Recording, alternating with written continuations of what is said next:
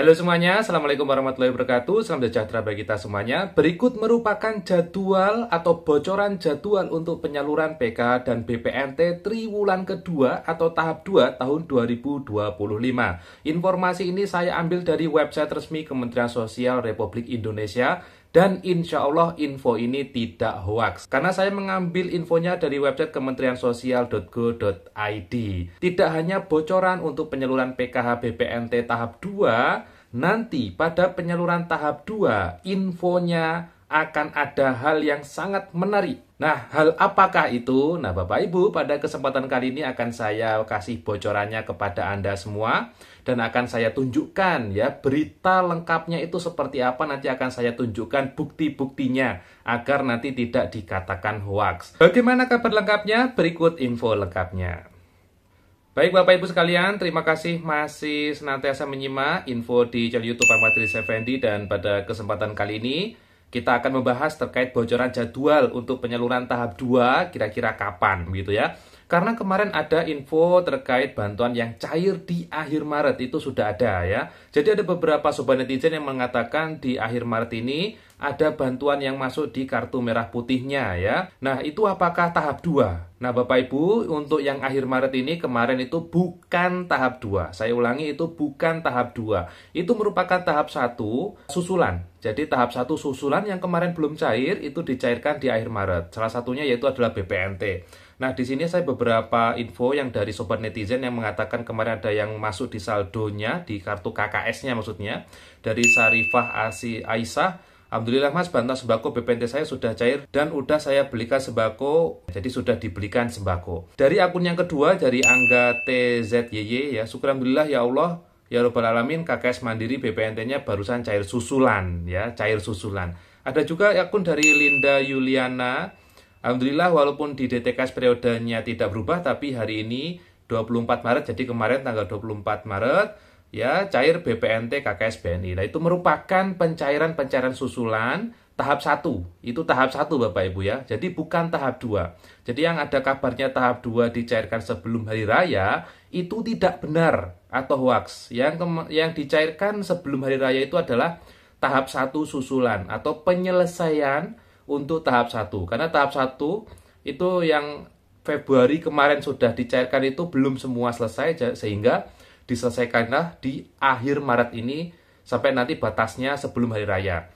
Berikutnya untuk jadwal penyaluran tahap 2 sebenarnya kapan? Nah, Bapak Ibu, untuk jadwal penyaluran tahap 2 di sini saya sudah ada info yang mendasari ya. Jadi ini saya dapat info dari website resmi Kementerian Sosial, dari kemensos.go.id, yang sudah diupload tanggal 17 Maret kemarin. Sebenarnya sudah diupload tanggal 17 Maret, di mana yang mengatakan ini langsung Menteri Sosial, yakni Gus Ipul ya, Gus Mensos. Beliau mengatakan ya, beliau menargetkan kegiatan uji petik atau kegiatan survei yang sekarang telah berlangsung itu bisa selesai sebelum bulan Mei. Sebab, nah ini ya, sebab DTSEN, Data Tunggal Sosial dan Ekonomi Nasional, akan menjadi acuan bagi penyaluran bantuan sosial triwulan kedua pada Mei. Nah, itu sebenarnya ya, sudah dibaca ini. Akan menjadi acuan bagi penyaluran bantuan triwulan 2 pada bulan Mei. Nah, di sini sudah jelas. Jadi, bocoran untuk penyaluran PKH BPNT tahap 2 atau triwulan kedua, menurut informasi dari kemensos.go.id dari website resminya,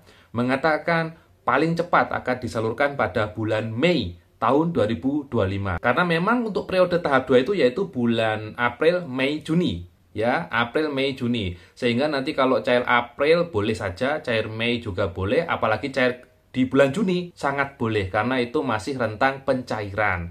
Kecuali kalau cairnya bulan Juli lewat bulan Juni, itu artinya sudah telat ya. Tapi kalau masih 3 bulan ini itu tidak telat Bapak Ibu, tapi masih masuk jadwal penyaluran. Jadi intinya dikabarkan paling cepat akan disalurkan tahap 2 yaitu pada bulan Mei tahun 2025.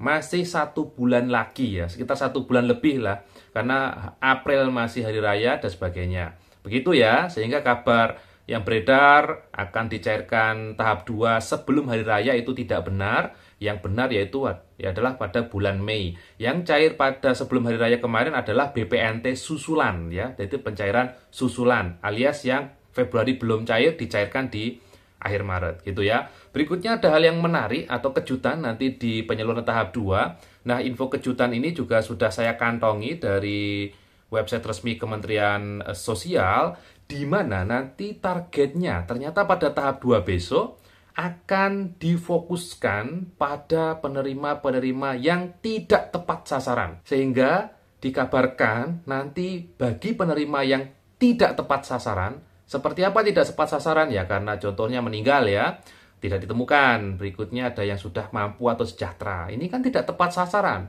Maka dari itu, di tahap 2, di sini ada berita juga yang mengatakan ketika DTSen itu jadi, maka terlihat penerima bansos banyak yang tidak tepat sasaran begitu ya. Sekarang yang harus kita lakukan adalah perbaikan data itu agar bantuan tepat sasaran. Ucap Gus Ipul atau Bapak Menteri Sosial ya. Gus Ipul, Bapak Menteri Sosial itu juga menambahkan saat ini DTSen sedang proses ground checking di lapangan yang dilakukan oleh pendamping PKH di seluruh Indonesia. Nah, ini petugas surveinya pendamping PKH ya, yang door to door ke rumah Bapak Ibu semua. Nah, itu berikutnya besok saya akan kasih kesempatan untuk mengkoreksi data yang tidak tepat sasaran itu. Pemda, pemerintah daerah bersama pendamping. Sasarannya kita fokuskan sekarang ke data yang tidak tepat sasaran, kata Gus Ipul atau Menteri Sosial. Nah, sehingga ini menarik Bapak Ibu, kejutannya nanti di tahap 2, sesuai dengan info yang tertera di sini, kemungkinan besar akan ada pengurangan, khususnya yang tidak tepat sasaran ya. Yang tidak tepat sasaran bagaimana? Yang disebutkan dari Gus Mesos tadi itu, ada yang mungkin sudah sejahtera, sudah mampu, tidak layak bansos, itu semua akan kelihatan, khususnya dari survei uji petik DTSN atau ground checking yang kali ini dilakukan. Sehingga bagus kegiatan ground checking ini sesuai dengan harapan masyarakat Indonesia pada umumnya, di mana untuk penerima-penerima bansos salah satunya harus dilakukan cross check ulang. Bagi yang tidak tepat sasaran seharusnya harus segera dikoreksi secara bersama-sama. Ini sebenarnya layak atau tidak.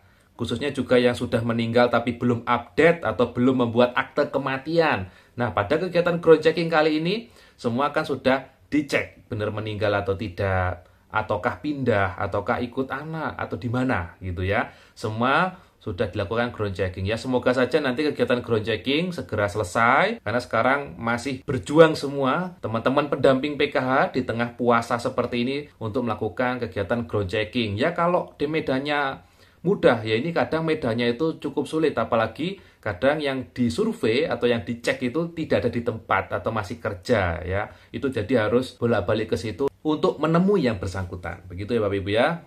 Terakhir, info yang juga disampaikan di website resmi, yaitu Menteri Sosial juga mengamini, juga menyetujui betapa dinamisnya data yang ada di masyarakat ya. Ada kalanya data sangat begitu dinamis sehingga nanti proses pemutakhiran data penerima bansos penting dilakukan minimal 3 bulan sekali.